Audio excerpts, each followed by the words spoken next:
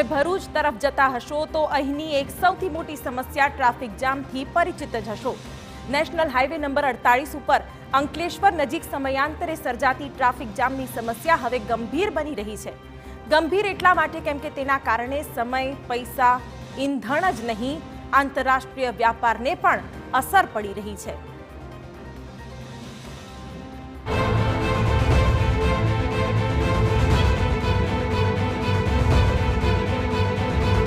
જો તમે ભરૂચ તરફ નીકળ્યા હશો તો નેશનલ હાઈવે 48 પર આ ટ્રાફિક જામ જોયો જ હશે,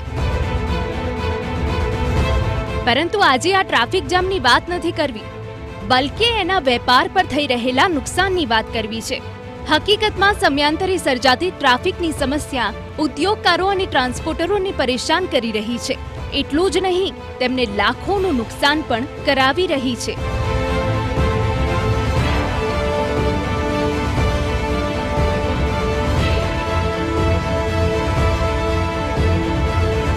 કેવી રીતે એ જાણવા જેવું છે। દિલ્હી મુંબઈને જોડતા નેશનલ હાઈવે પર ટ્રાફિકની સમસ્યા। અંકલેશ્વર નજીક બોટલનેક અને બિસ્માર રસ્તો, સંકડાશ અને રસ્તાના કારણે વાહન વ્યવહાર થંભે કે ધીમો પડે, કેમિકલ ડાઈ સહિતનું મટીરિયલ સમય કરતા મોડું પહોંચે, જેની સીધી અથવા આડકતરી અસર ઇકોનોમી પર પડે। આમ આ સમસ્યા ભલે સામાન્ય લોકોને ન દેખાય, પરંતુ ટ્રાન્સપોર્ટરો માટે આ એક મોટી સમસ્યા જ નહીં, આર્થિક નુકસાન પણ છે। ટ્રાફિક હાઈવેના ટ્રાફિકના લીધે અંકલેશ્વર જીઆઈડીસીમાં ટ્રાફિક એટલો જ ભારે જામ થઈ જાય છે। તેના માટે બી કોઈ સરકાર યોગ્ય પગલાં ભરે તેવી અમારા એસોસિએશનની માંગ છે।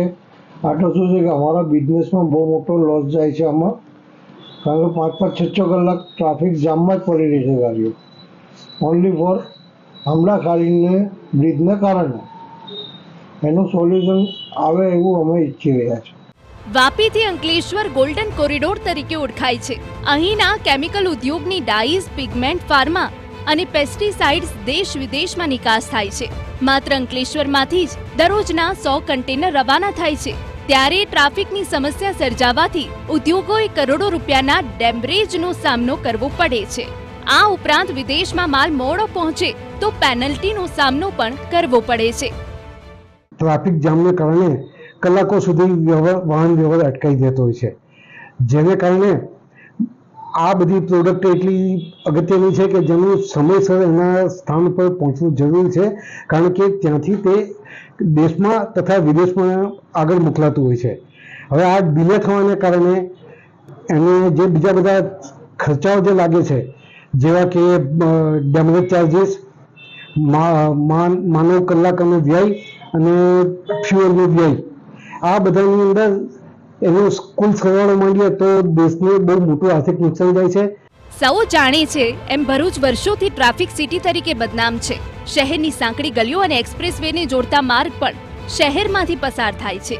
એ જોતા હાઈવે ઉપરાંત સિટીમાં પણ ટ્રાફિકની સમસ્યા વકરી રહી છે। ત્યારે ઐતિહાસિક નગરની ટ્રાફિકની સમસ્યા સામે કોઈ યોગ્ય પરિણામલક્ષી કામગીરીનો એક્શન પ્લાન બને તો જ તેનો ઉકેલ આવે એમ છે। અંકિત મોદી, TV9 ભરૂચ।